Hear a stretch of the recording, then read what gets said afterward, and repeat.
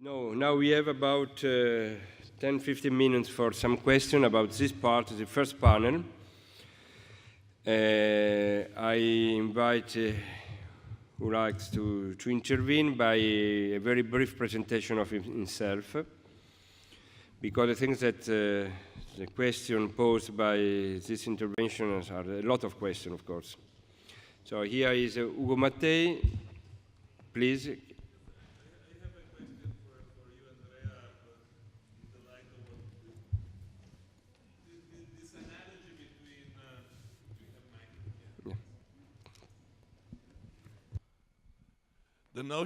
the notion of precarity and the analogy you were driven between the intellectual precarious workers and the tomato collectors seems to me very, very dangerous and in need of quite a lot of work around it, because it might even be true that intellectual precarious workers are paid the same or less than those in terms of, but they are not alienating their time.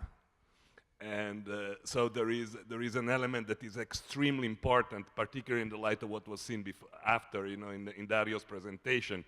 The worker that occupies his factory is not anymore alienating his time, and is not. You could say, well, they are self-exploiting. If you use the same kind of categories without taking into consideration the intention and the subjectivity, then your analysis is is not going to lead us anywhere. I think you need to take into consideration the subjectivity and the intention of the kind of workers. That is the distinction between work as a common or work as exploitation.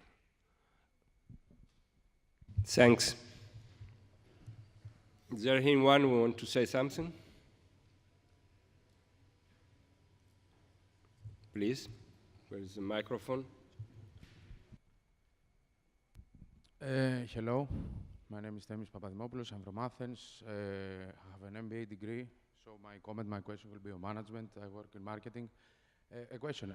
I saw your presentation regarding occupied businesses. Why do you have to perceive these businesses as occupied and not that they have smarter workers having also stupid owners? Why? I think that we devalue, we decrease their work, the workers' contribution to production, and we want to face everything as a bit red. And I find this not realistic. What is your comment on that? Well, I didn't get the last sentence. What did you not find realistic? I don't find it realistic to see occupied businesses. A business is not occupied. A building could be occupied. A business is run by somebody. There are some workers there that they have managerial skills. They know about how to run a business. Thank you. We have more time for one question or one comment.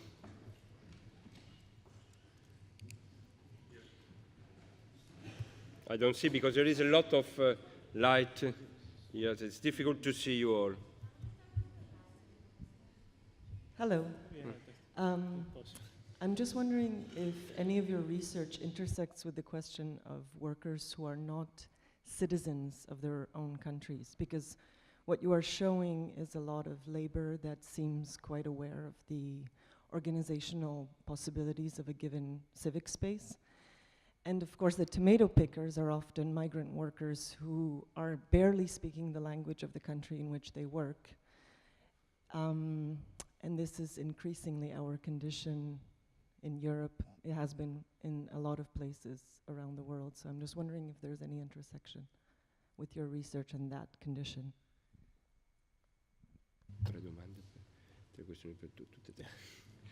Okay, thank you very much. There are 3 topics posed by you, and we can have no more than 2 minutes for each of us, because there are 3 questions posed to each of our 3. So I start. I let what you prefer to start? Maybe Dario. So why occupied? Well, first of all, it's the identification that a lot of these workplaces have themselves, because it is. I mean, it is by legal standards, it's illegal. They take over the factory, and it doesn't belong to them. They're not allowed to be there, and they have to resist the eviction and menaces by police, by whatever, by owners, sometimes even often by like some mafia thugs sent by the owners, or etc. And they took, in Argentina, they took over the slogan from the landless movement in Brazil, occupy, resist, produce. And this slogan traveled all around, and it has been used by Viome, but it has also been used in Indonesia and somewhere else. And I think it's important to stress that, even if it's not occupied anymore, even if these companies turn into cooperatives, they usually don't identify. Their identification is not, we are a cooperative. It's still tied to the struggle they had, to the networks they built in that, and to the social process that changed them, the work process, and the factory. And I think it's important to stress the word occupied, because it's important in this context to stress the conflict. Because it's not just a buyout. It's not like, okay, you can't do it anymore, so we do it and everything is fine. But it's central for change and for transformation to go into a conflict, to take something, to question these bourgeois property rights, the ideas what belongs to whom, who can move a factory around, who can move production around. And I think that this notion of conflict is central. Otherwise, the world would have changed already after 150 years of peaceful built cooperatives, but it didn't. And they didn't expand, but they usually turned into capitalist business. So I think that to stress always this notion of conflict is central. Okay, very briefly on the question of migrants. Migrants have always been leading the organization of workers historically. So, and today, for instance, in a country like the United States, they are the ones that are mobilizing people, and their working condition is strictly connected to their citizens' condition. And the banners that they use in March is, we are workers, not criminals. So this tells you how this is very strictly linked. So in this sense, we should be very highly optimistic about all these migration waves that are arriving in Europe in terms of a revitalization of the movement in Europe. And on the issue of self-management, if it is realistic, I think the question is not well posed, because yes, of course, workers know and learn as much as management, how to manage a company. The problem is how to get not trapped within the market logic. I think this is the limitation of many of the experiences. Even the more politically conscious and developed, like for instance the Fasimpat, Fábricas Sin Patrones in Neuquén in Argentina, have to face the need to sell commodities in market rather than produce use values. And I think that's what is important to stress when we think about the possibility of using self-management as a way of organizing worker and reorganizing society and talking about alternative economies. So if self-managed group of workers continue to produce for the market, then there will be limitation sooner or later in the way in which they run their own cooperatives. So the market tend to dominate. So that's why it's important to think about the production of things that are useful, or the defense and the provision of services that are common. And so here, I think the issue of self-management is very much linked to the rest of our discussion today. Yeah. Thank you. Just very briefly to answer to Gomatei, of course, because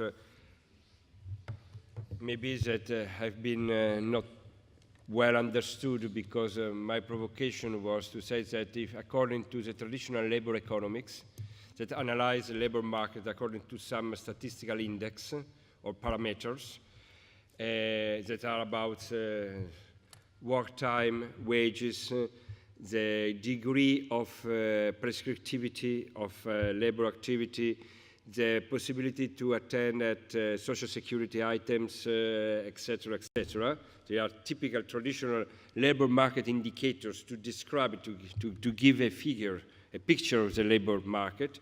If we consider this traditional way of intended labor economics, of course, the two figures, they are, of course, at the extreme, appears, they are not. They appear to be more homogeneous. While the problem, and that is the problem of precarity, that even if you give a look from the external, it seems that according to neutral economics parameter, the two figures are more or less similar. What is very important is how the perception and the expectation of each of the subjectivities that are involved in this labor condition. And that's what's the difference, because the production organization in the terrorist era was able to make a sort of converge and to homogeneous labor perception of the work, of the labor. But nowadays, it's the opposite. Cognitive capitalism is able to produce value according to the differences, to enlarge the difference, to exploit the different subjectivity and the different perception of the future. It's something that has to do with what we can call the economics of promise. The economics of promise is very good tools in order that is able that you still go on to accept your precarious condition. And that is, I don't know if, so of course it was a paradoxal that you figure, but the fragmentation, the flexibilization of labor market, of course, that is the result of this kind of subjectivity thinking. Just a last very final points about occupied factory. Your point is quite interesting. Because that is something that, for instance, in the only case I know, that is Rimaflo, that was one of the pictures shown by Dario before in Milano, one of the discussion was about why we have to go on to make the same business as before, why we are not able inside to produce an alternative production, use values production instead of exchange values production. And that's what is happening. So it's not compulsory to go on with the same business as before, according to the situation, because most of the time, if there is a crisis, the previous business is no more able to survive, to be alive. It's already overcome by dynamics of technical change and so on. That is, I don't know if it can be a good point to take in account.